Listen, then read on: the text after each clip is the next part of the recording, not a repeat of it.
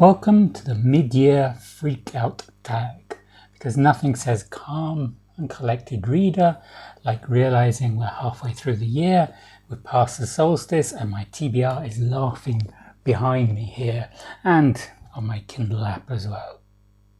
My name is Jim. This is my channel. Books, reading, and stuff. The Midyear Freakout Tag is a staple of BookTube. I don't know how many years it's been going now.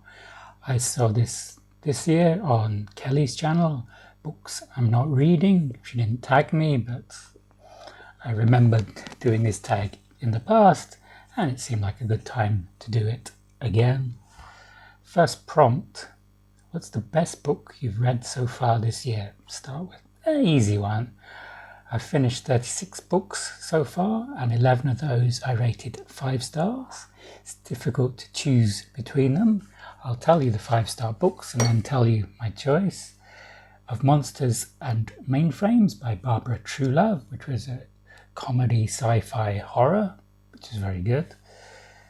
And it's 5 stars. These are all very good. Ship Fever, Andrea Barrett, a short story, historical fiction about the coffin ships that went from Ireland during the famine to Canada, and about a doctor working in a quarantine station in Canada. Murder at the Orpheus Theatre, mystery fiction set in Victorian times by Irina Shapiro. Role-playing, Kathy Yardley. This is outside my comfort zone. This was romance, but I really enjoyed it. This is the couple who get involved are middle-aged and they play role-playing games, and at first they don't realize they're a similar age. Leave No Time, Joe Callahan. This was a sequel to In the Blink of an Eye, about a police procedural using an AI assistant with the police detective. The Veldt, a short story by Ray Bradbury, which is very pertinent to today, even though it was written in 1950. The Long Way to a Small Angry Planet by Becky Chambers. None of This Is True, Lisa Jewell, a psychological thriller. True Grit, Charles Portis. This I read for June on the Range. It's probably the best Western I've ever read, I think. And finally, Day Zero by C. Robert Cargill. And it was a difficult choice, but of those, my favourite, I would say the best book is The Long Way to a Small Angry Planet by Becky Chambers. This is about a mining spaceship and about the crew on board. It's quite episodic, it's space opera, and it's about the relationships between the people on board and how they create a found family, and I really love this book. Prompt 2. Best sequel you've read so far this year? You saw a couple in those 5-star books. There was Leave No Trace by Joe Callahan, which was really good. I think my favourite was Pay Dirt. More than just a sequel, this is the 22nd book in the V.I. Warshawski series by Sarah Paretsky. And here we have V.I. Warshawski moving out of her familiar Chicago to Kansas. Her previous case in Chicago left her traumatized, but she goes to Kansas in the search of a missing girl and gets involved in a murder investigation there, but she doesn't have her usual allies to back her, so she's very much alone, and the local police don't want her getting involved, and it was a great read. Prompt 3. New release you haven't read yet but want to? I'd say Bury Our Bones in the Midnight Soil by V.E. Schwab. It's a vampire book. V.E. Schwab wrote The Invisible Life of Addie LaRue, and she's written many books. I think she's my favourite fantasy author at the moment. But this book at the moment on Kindle, which is my only access to it, is $14.99, and I'm not paying $14.99 for what is essentially data, and we don't even own it. So I'm waiting till the price comes down before I invest. Prompt 4. Most anticipated release for the second half of the year. I saw Catabasis, I'm not sure how that's pronounced, by R.F. Kuang, is due out in August. It's about 2 academics who go into hell to find their academic professor.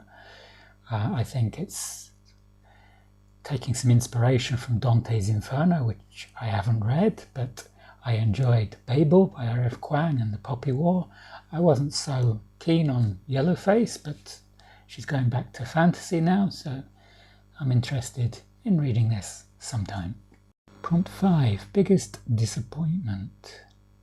For me, this would be The Famous, a new book by Rachel Lynch.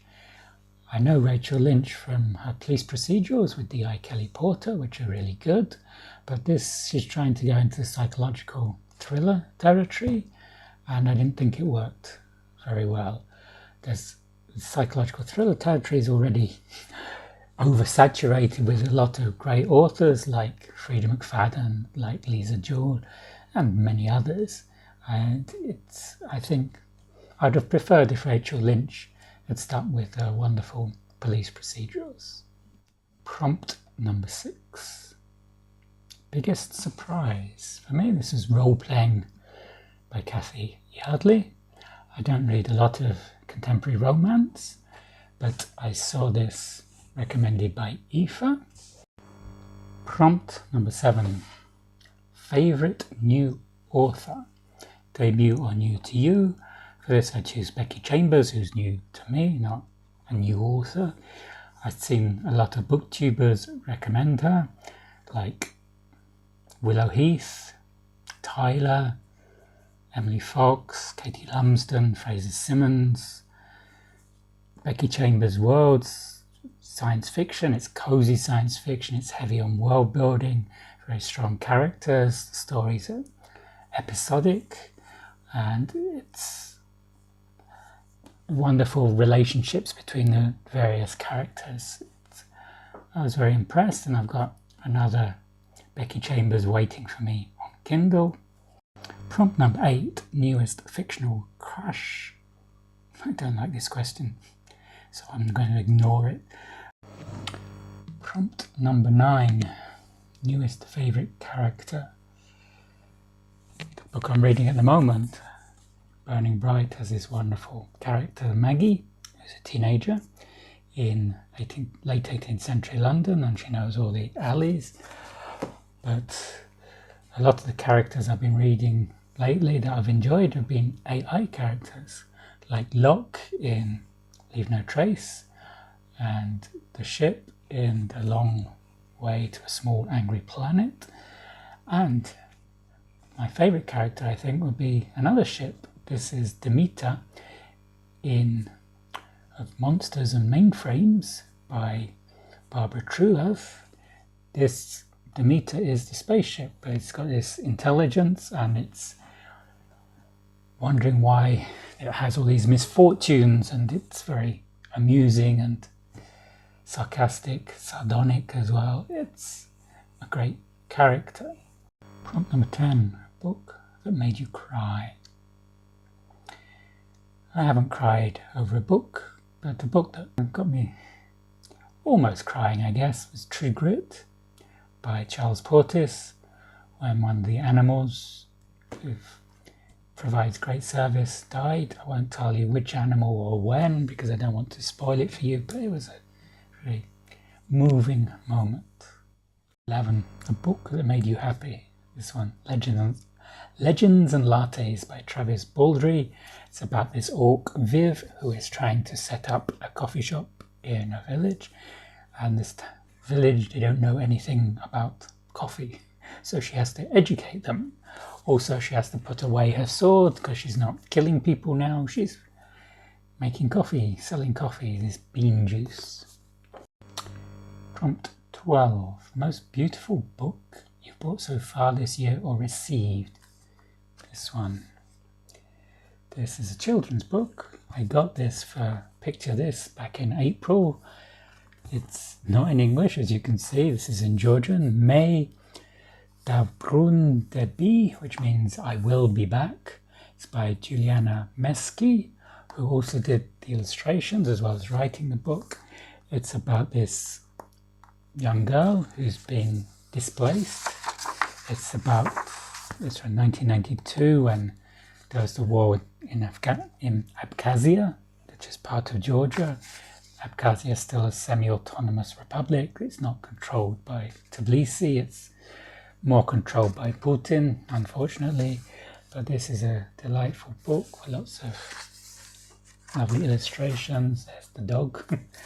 There's the girl. There's lots of bright colours. And it's just a lovely looking book. Prompt 13, the final prompt. What books do you need to read by the end of the year? Usually I put my TBR month by month. There are a couple of books I should read by the end of the year. This one, Cryptonomicon, I started in March the Mammoth, way back in March. It's now June. I'm only on page 209 of 910 pages. If I don't get through it this year, I think this will be a permanent DNF. I'm enjoying the stories, kind of, but I keep getting distracted by other things, like this one. And yeah. Also, Nicholas Nickleby, I plan to read this in Victober, or start it in Victober. This will be the last completed novel of Dickens that I have to read. I've read the other 13, so I just have this one left. And then I'll have read all of Dickens' novels, his completed novels. This doesn't include Edwin Drood, which wasn't completed, although I've got that on the shelves somewhere as well. Let me know your answers to any of these prompts in the comments below. Which is your best book of the year, or your most disappointing book, or the biggest surprise, or your favourite new author? I'll list all the prompts in the show notes. I'm not tagging anyone, but if you want to do this, consider yourself tagged. It comes around every year at this time in late June. And if you enjoyed this video, you can give it a thumbs up. This will help me with the YouTube algorithm. And I look forward to seeing you on the next video. Goodbye.